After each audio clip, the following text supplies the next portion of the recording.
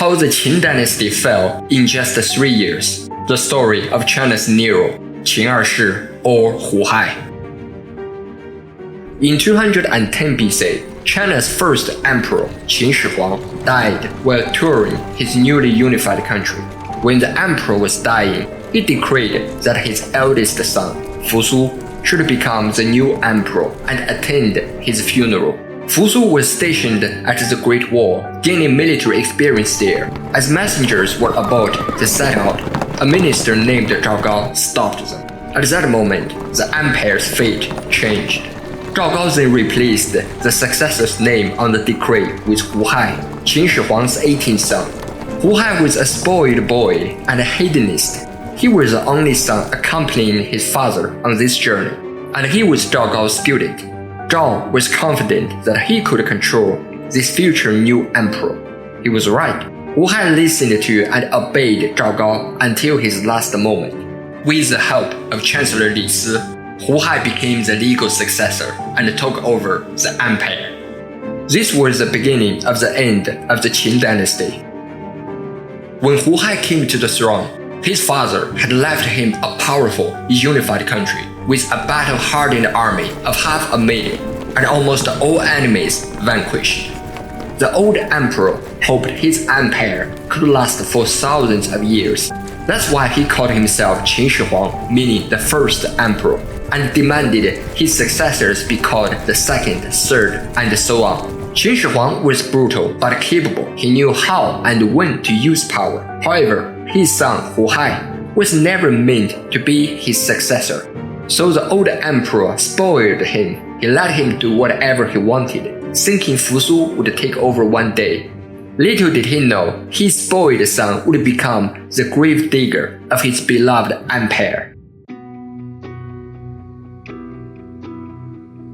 From the moment he became the emperor, this 21-year-old playboy Hu Hai started his reign of terror. His greatest threat was his brother, Prince Fu Su. So, following Zhao Gao's plan, he sent a fake imperial order in the name of his late father, accusing Fu Su of treason. Heartbroken by the harsh words of the decree and unaware of the old emperor's death, Fu Su committed suicide. Hearing of his brother's death made Hu Hai laugh with relief. Now, his position was secure, and he could do whatever he wanted. His killing spree began. While preparing for his father's funeral, Hu Hai saw hundreds of childless concubines left behind. These young girls were from conquered noble families and had become captives when the Qin army destroyed their home countries.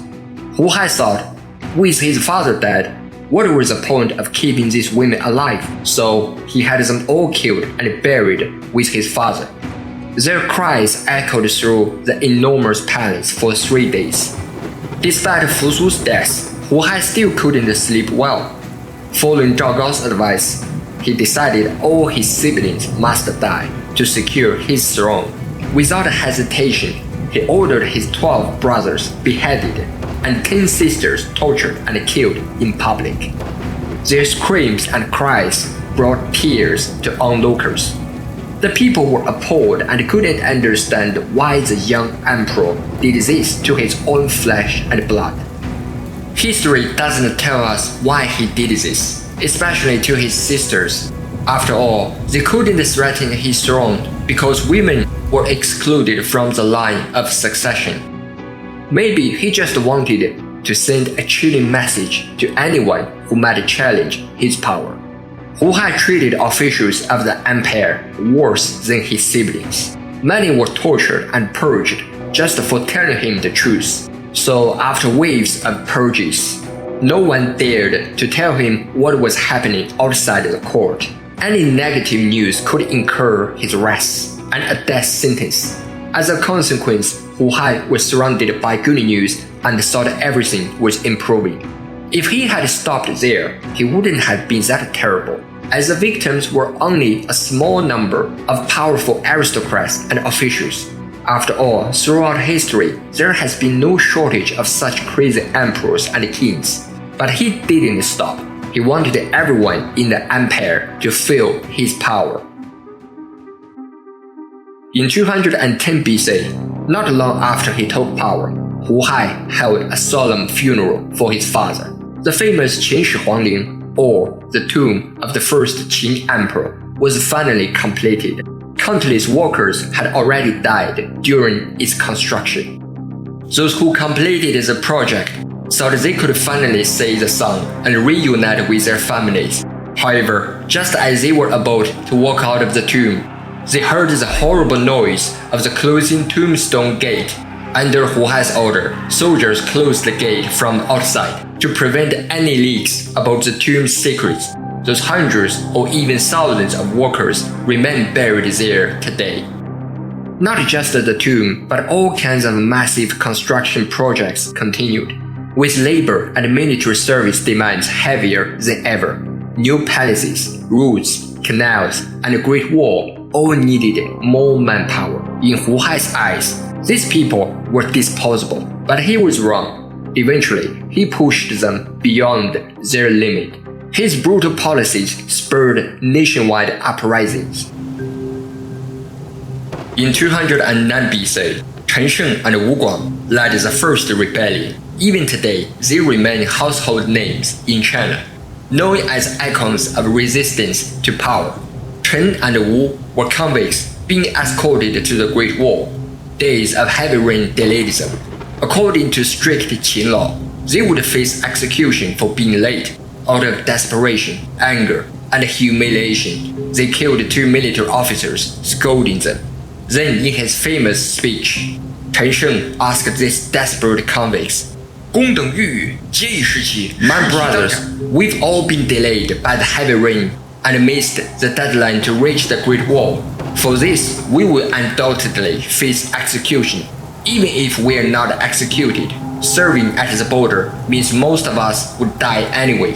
6 or 7 out of every 10 men perish there. If we must die, so let's die for a worthy cause. Are kings and nobles born to be great? No, they aren't." The 900 convicts shouted together, "We obey your order, and we will follow you till death." So the rebellion began. Within months, rebellions of all kinds spread quickly throughout the entire empire. After watching Chen Sheng's revolt, former nobles from the 6 states conquered by Qin also formed their own armies. They had waited for this moment for so long. Many families had fought the Qin for generations and hated these brutal conquerors. Among them was Xiangyu, a heroic figure who deserves his own story. Within just a year, the once unshakable Qin Empire was on the brink of collapse. Yet, Hu Hai was still indulging in his pleasures, neglecting his responsibilities and leaving everything to Zhao Gao. Unbelievably, he had anyone killed for just telling him bad news, even when the uprisings broke out everywhere. As a result, very quickly, he became surrounded by terrified sycophants. In some ways, he resembled Nero, but was much more clueless and ruthless. By 207 BC, as Xiangyu's army closed in, Wu Hai finally realized that the situation was out of control. The once powerful Great Wall Legion had been destroyed, and the rest of the Qin army was close to surrender. Finally, even he could feel the danger. Desperate, Hu Hai questioned Zhao Gao about the situation. Fearing retribution and knowing Hu Hai's capricious character, Zhao Gao staged a coup. In 207 BC, his private army surrounded the palace, killed the guards, and closed in on Hu Hai. Until that moment, Hu Hai still couldn't believe that his teacher was about to kill him. In his mind, Zhao Gao was the most loyal servant he had ever seen. It was a tragic and pathetic moment. Hu Hai cried and begged for his life. As an emperor, he knelt before the officers. He begged them, "Can I be a noble if you let me leave? I will abdicate and just want to be a noble." The only reply he got was a sneer. Then he asked if he could just be a commoner. The answer was also a no. With no choice left, he put a dagger into his heart, screaming in pain. Tears and sweat streamed down his face. That year, he was only 24. Maybe at that moment, and perhaps for the only time in his life, he truly regretted having his family and all the innocent people tortured and killed. Maybe he even started regretting sending that fake decree 3 years ago. He might have thought that if his brother Fusu had been emperor, he might have had a good life now and still live as a carefree prince. But it was too late. The time had come for him at last. Just 46 days after his death, the rebel army entered the capital of the empire. The Qin Dynasty was gone as quickly as the wind. The unified empire lasted only 15 years and collapsed within 3 years of Qin Er Shi taking power. Thank you for watching. Please tell me what you want to know in the comments, and I will make videos based on your feedback. Please like the video and hit the subscribe button. Stay tuned for more stories in